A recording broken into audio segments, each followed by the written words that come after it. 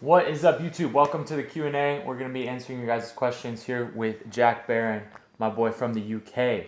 So, welcome to the video. Let's get started. From my story, then questions from Jack's story, and just alternate. First question. This only applies to me. How was your first show? Anything you would have done differently to prepare? So obviously Jack hasn't competed, but my first show was last year. It was an OCB show. I went pro my first show in men's physique. And yes, differently, I would have hired a different coach because I had an old school, just NPC coach, like the classic high volume, classic like burger and fry as a refeed. And he used like natural diuretics with me and just the classic, like typical, cookie cutter carb up.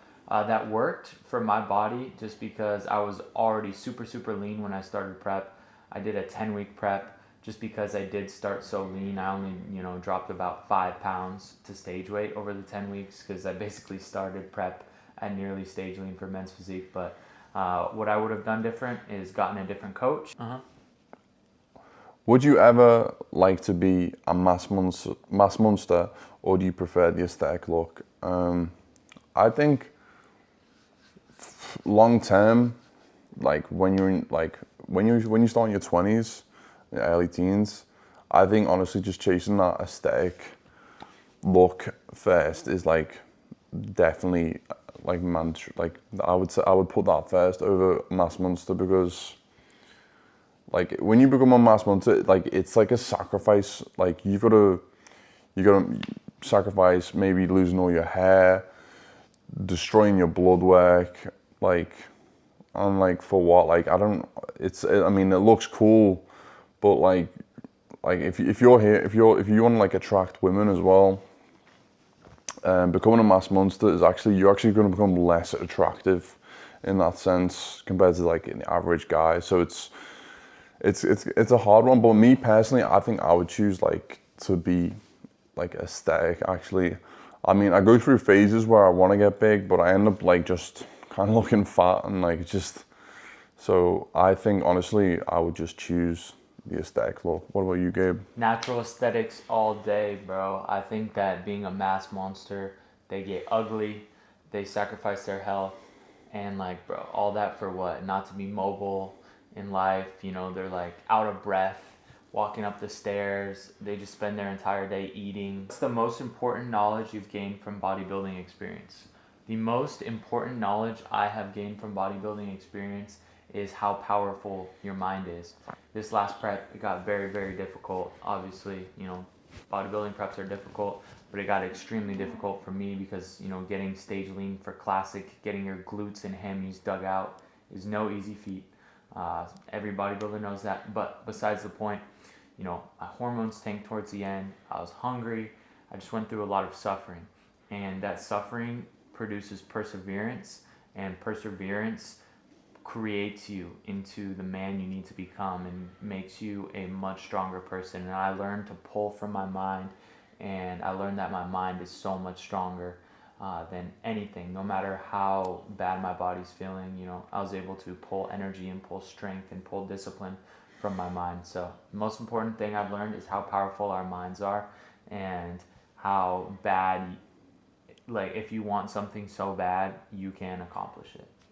Probably like reps and like set range, like I would say like low volume is like a lot more efficient for like most like natural lifters with like decent genetics. Like if you want to get bigger, you're probably best off doing like between like 2 sets of 8 to 10 instead of like 4 sets of 12 on everything. What is my favorite food? I would probably say between pasta or pizza. I would say, yeah. What about you? I'd say like steak, like Steak. super, super fancy steakhouse. So steak, and then all the sides that come with it. Like they usually do like mac and cheese, bread. I love bread. The desserts, like a whole steakhouse experience. What was your favorite era of your whole lifting career? 100%. 2 years ago, when I was lean bulking for an entire year, my sophomore year of college, and I just ate. I was fueled up and just had insane training sessions with the boys. You know, every single session we were chasing numbers, chasing PRs. I was still training squat and bench. I wasn't really deadlifting much, but I hit 500 on squat and was just like chasing heavy squats, and then we go do like 2 sets of failure for all the accessories and just going absolutely crazy. Fueled up, bulking. I think I bulked from like 195 to 215 over a year, and I just made a ton of progress. Training. That was the first year I switched over to 2 sets of failure, and started training just my butt off. So Noah, just training our butts off. I'd probably say like my favorite year was, it's probably either between like, I would actually like be everyone's gonna say like, oh, this is like 2022 hardstyle era, but I would say like maybe the last start of like last year, but the end of that, when I started when I really started to actually like lean down and I could actually see like the progress that I made after like a good few years of lifting, because that's when I started like getting like sponsorships. I started like meeting other people. It was just when people finally started like recognizing like my physique, and it motivated me, made me so happy like to realize like how much work I've actually put in. Okay, how did you bulk up when you were skinny? Dude, my method was bagels. I used to work at Dunkin' when I was 15, 16. I would eat like 3 bagels a day. You guys need a carb max. You need the carbs. Yeah. Get your healthy fats in, and then just prioritize carbs and protein. And my go-to carb source was plain bagels from Dunkin'. Yeah, I would say like, especially if you're young as well, like just choose like the right macronutrient like type of food if you want to bulk on, because like when I was dead broke, like I had no money, I was like riding my bike to college. I think my parents hated me at the time, but like I would just eat everything in the house, like simple as that. Like I would go, there'd be like frozen burgers in the freezer. I'd cook 2 of those up. Frozen potato, I'd microwave that. I would always eat moderately clean, like pasta. You want to get tuna. When I get cans of tuna, like pasta packets, anything that's like in the morning. Like my stomach was so small, but I'd somehow, there would be times when I'd finish work and I'd get like 2 rounds of bread and just cover it in peanut butter and just drizzle like honey and banana like that. It was insane at the time, but it actually put size on me because it took me like 2 hours to eat after work. But yeah, guys, just look at like healthiest carbs you can eat, like pasta, bread, potatoes, and you just want to eat as many carbohydrates as you can. So yeah, I would say just focus on carbohydrates. Choose foods that you can eat as well. Like don't choose foods that like gross, like you can barely.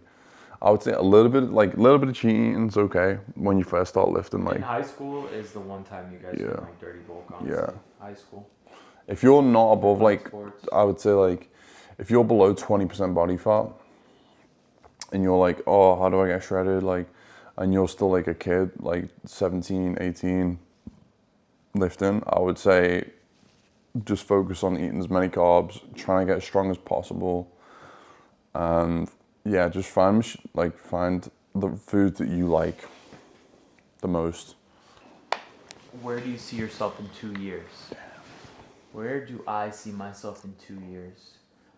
In 2 years should be the end of the bulk. So we'll be, who knows how much body weight, lean. Not too much higher, right? We're just lean bulking. Probably aiming around 1 to 2 pounds per month, nice and slow. Just minimal fat gain. Just keep chipping away. So that'll be fun coming towards the end of my structured lean bulk. I see myself as one of the top natural bodybuilding coaches in the industry, still helping lifestyle clients as well, and just pursuing my passion of coaching and helping other people get shredded, helping other people put on muscle, helping other people lock in on the gym and progress so much faster. And then I also see myself, uh, continuing to grow Peak Natty as a brand with pump covers, uh, patches for backpacks, or some hats, more hoodie colors, just to spread my love for natural bodybuilding out there and my message of staying natural. And I also want to just continue to keep posting content. I want to post a lot more content about why you should stay natural, inspiring other people to stay natural, and then along with that, continue to coach all the natural bodybuilders that I am and Lion. So anything can happen. So I would say in 2 years, I want to hopefully just be more established as like my brand, like Jack Barron, whatever, like fitness, on social. I want to be inspiring people to become better versions of themselves. I want to keep coaching people. I want to do my first bodybuilding show, just to prove to you guys that I'm not just a fitness influencer, whatever you guys call it, actually, yeah. Eat, sleep bodybuilding, baby. Yeah. Trains hard. Just stop being mediocre, to be honest. Like, I would actually be pretty good. And just maybe get a 4-plate bench. Yeah, that'd be pretty good. Gosh, right. How do I gain your confidence? What's your age? Also to say what's our age, we'll do Okay. That'll be a quick one. What's my age? I am 21. How old are you, Gabe? 21. Both 21. All right, I'll answer this one. Just 'cause that was quite quick, wasn't it? How do I get your confidence? Well, confidence comes from within. So, if you've got an issue, if there's something inside that's making you feel like you're not confident, you've got to fix that first before, and I would say a huge factor that was causing me to be like unconfident, I would say, is just being like a little skinny, undisciplined, little boy basically. And, I just decided one day I'm just going to get huge. Just try and get as big as possible, strong as possible. And I feel like ever since then, I've just felt more confident. When I walk into a room, it's like, I'm not trying to like glaze myself, but I feel like people obviously notice like, oh, he goes gym and stuff, like, he takes care of himself, and people automatically respect you because you're just jacked. So I would say, honestly, get jacked is how you. That's number one thing as a guy you should be concerned about. Like if you actually feel unconfident about yourself, you should, just get jacked. Confidence comes from showing up for yourself every single day. So when you are just doing things that you don't necessarily want to do, no matter how you feel about them, doing hard things over and over and over again, sticking to your routine, sticking to your goals, chasing your goals every single day, you will be confident. Last question from mine is going to be, someone asked, does lifting stunt your growth? Lifting does not stunt your growth. You can start lifting as early as, when your bones are developed. You just want to make sure you have really good form. Obviously, you don't want to sustain any injuries or herniated discs as you're growing and growing through puberty. But man, I'm going to encourage my children to start lifting as soon as like 6th grade. Doing super heavy deadlifts, squats at like a young age, at like 13, 14, there's definitely like a risk. Like you might if you hurt your back. So how many reps for lateral raises to gain as much width as possible? I would say it's like a natural lifty. There's no point in going like over like 20 reps for lateral. I do like 10 to 15. At the end of the day, all muscles are the same. I tell this to all my clients. Muscles do not know reps. Like, you don't just do like 10 reps of something and they grow. They grow from mechanical tension. So what you want to do is find a good rep range to train to failure in, where you can get the most mechanical tension but with good form. And so it's really easy to have bad form on lateral raises. So I like to push it higher, like the 10 to 15 rep range. just because Yeah. you can be having pretty bad form if you're going too heavy. But it's not about the reps; it's about training a failure. Yeah, definitely.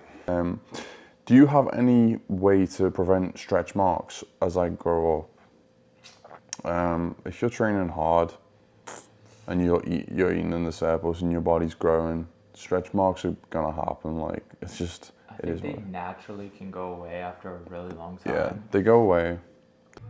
What up, vlog? We just smashed a leg day. Insert hack squat top set clip right here. Boom. Went absolutely crazy on leg day 1. My new split is push pull legs, rest, upper, lower. So this is the leg day, this is the quad focus day, and my lower day is a little bit more hamstring focused. So it was a super good workout here at Hive. Now we're just in the posing room. As you can see, hold up.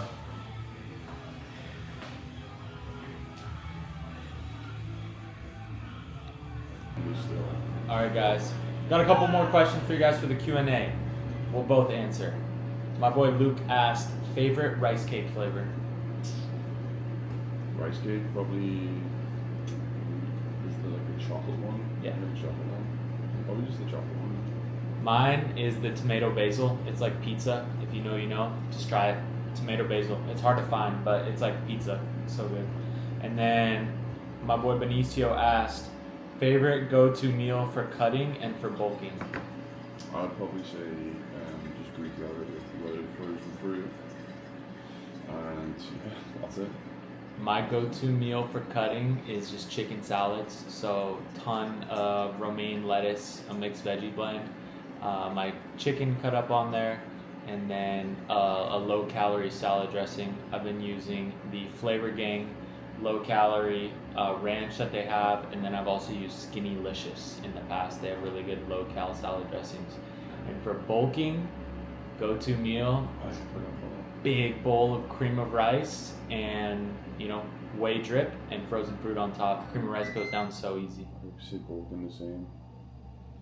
Cream of rice. Cream of rice, dude. Cream of rice goes down so easy. Like you feel like you didn't even eat it after, but it tastes so good. Thank you guys for watching the video. If you guys would like to support the channel or support me on Black Friday here, you can use code Gabe at Raw Sups, Raw Nutrition Sebums brand, Define, code Gabe, and then Flavor Gang, code Gabe. Go get yourself some cream of rice or some low-cal sauces. Thank you guys for all the support. Love you guys. Peak Natty hoodies will be on sale starting tomorrow for Black Friday. So go cop one. Still got a bunch left in stock.